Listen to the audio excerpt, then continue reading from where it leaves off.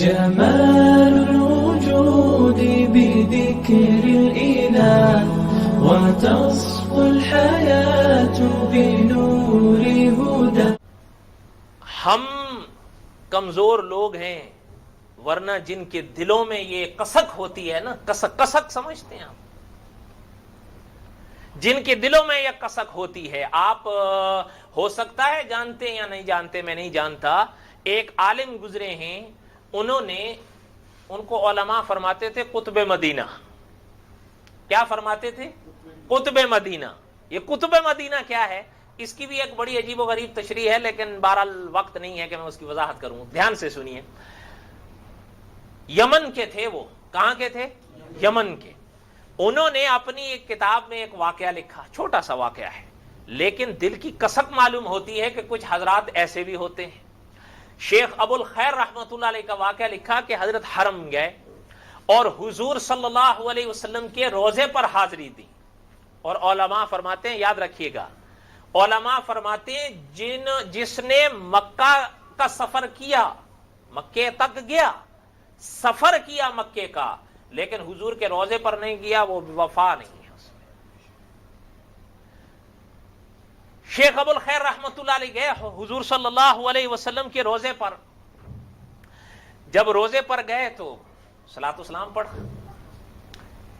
حضرت یمنی رحمۃ اللہ نے لکھا ہے کہ شیخ ابو الخیر رحمۃ اللہ علیہ نے جب سلام پڑھا، سلام پڑھنے کے بعد ایک لفظ کہا حضور سے صلی اللہ علیہ وسلم. اب یہ تو جعلی ہے نا. اور ایک لفظ کہا حضور صلی اللہ علیہ وسلم سے، فرمایا آقا آپ کے حرم آ گیا ہوں، آپ کے روضے پر آ گیا ہوں، اس لیے آپ کا مہمان ہوں. بات سمجھ رہے ہیں؟ بس ایک وجد آیا، ایک خیال آیا، ایک کسک دل میں پیدا ہوئی. فرمایا حضور آپ کا مہمان ہوں میں. یہ فرما کر باہر تشریف لے گئے. ریاض الجنہ آئے، ریاض الجنہ میں اپنی عبادت میں مشغول ہو گئے.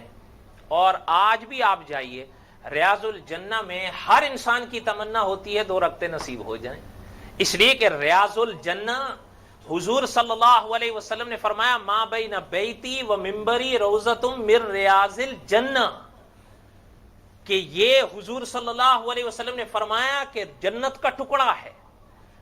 اور علماء دیوبند نے بڑی عجیب بات لکھی ہے کہ حضور صلی اللہ علیہ وسلم کے قدمین شریفین زمین پر پڑے یا نہیں پڑے، اس میں کوئی شک نہیں. حضور صلی اللہ علیہ وسلم نے جن شہروں کا سفر کیا وہاں حضور کے پاؤں مبارک لگے، لیکن علماء فرماتے ہیں تحقیق یہ ہے کہ پوری دنیا کے جس شہر میں حضور تشریف لے گئے، سب سے زیادہ حضور کے قدم اسی ٹکڑے پر لگے ہیں جو آج جنت کا ٹکڑا ہے. کیوں؟ ما بین بیتی و منبری، میرے گھر اور میرے ممبر تک. حضور ممبر سے گھر جاتے تھے، گھر سے ممبر تشریف لاتے تھے. علماء نے فرمایا سب سے زیادہ حضور کے قدم اس ٹکڑے پر لگے ہیں. ہر شخص کی خواہش ہوتی ہے 2 رکعتیں پڑھ لوں. اور مملکت سعودی عربیہ کا اگر آپ وہ نظم دیکھیں کہ جیسے ہی مسجد نبوی میں آپ قدم رکھیں سرخ نما قالین پر آپ کا پیر آئے گا، لیکن جس وقت ریاض الجنہ میں آپ کے قدم لگیں گے تو ما بین بیتی و منبری روضۃ من ریاض الجنہ، جہاں تک ریاض الجنہ کا ٹکڑا ہے ابتدا سے لے کر انتہا تک سبز نما قالین ہے، تاکہ امتیاز ہو جائے کہ یہ ریاض الجنہ ہے. کوئی بات سمجھ میں آ رہی ہے؟ اچھا، حضرت وہاں بیٹھ کے اپنی عبادت میں لگ گئے، سو گئے، آنکھ لگ گئی، سو گئے. جب سوئے تو خواب میں حضور صلی اللہ علیہ وسلم کی زیارت، اور حضور نے فرمایا صلی اللہ علیہ وسلم جس نے خواب میں مجھے دیکھا تو اس نے مجھے ہی دیکھا. شیطان ہر روپ دھار سکتا ہے، حضرت محمد رسول اللہ صلی اللہ علیہ وسلم کا رخ انور نہیں لے سکتا.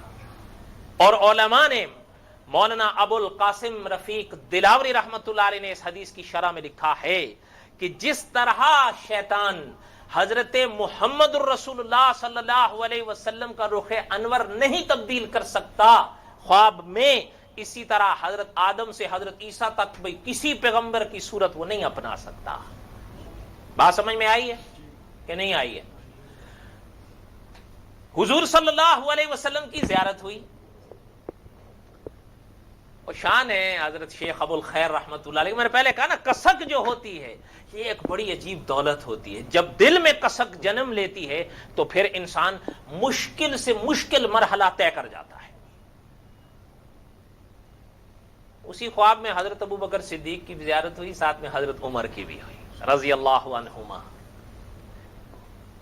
اب خواب کے اندر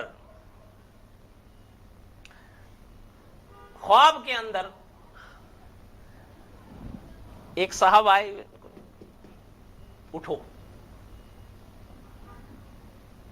اب خواب کے اندر اٹھ رہے ہیں، فرمایا جو پاس آئے، حضور صلی اللہ علیہ وسلم کا رخ انور دیکھا، حضرت رفیق دم ہجرت کا دیکھا، حضرت عمر کا دیکھا رضی اللہ تعالیٰ عنہ. فرمایا ایک چوتھے صاحب ہیں. کیوں؟ ایک تو ہو گئے نا حضور صلی اللہ علیہ وسلم، دو ہو گئے حضرات شیخین رضی اللہ عنہما. فرمایا تیسرے صاحب نے مجھے جگہ اٹھو. فرمایا یہ حضرت علی تھے کرم اللہ وجہ.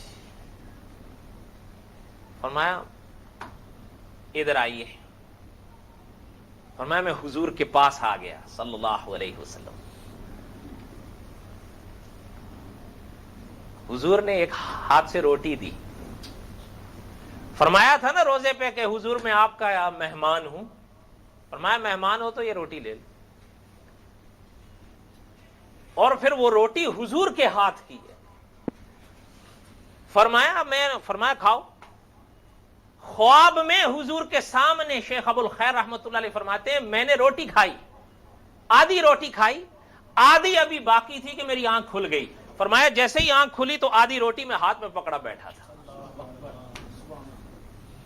یہ کرامت ہے. کیا ہے؟ کرامت ہے. پھر سے بولیے یہ کیا ہے؟ کرامت ہے. اور علماء اہل سنت و جماعت فرماتے ہیں، غور سے سنیے، کہ علماء اہل سنت اور ہم دیوبندیوں کا عقیدہ یہ ہے کہ جس طرح انبیاء کے معجزات برحق ہیں، اسی طرح اولیاء کی کرامات بھی برحق ہیں. اہل سنت و جماعت ان دونوں میں سے کسی چیز کے انکاری نہیں ہے.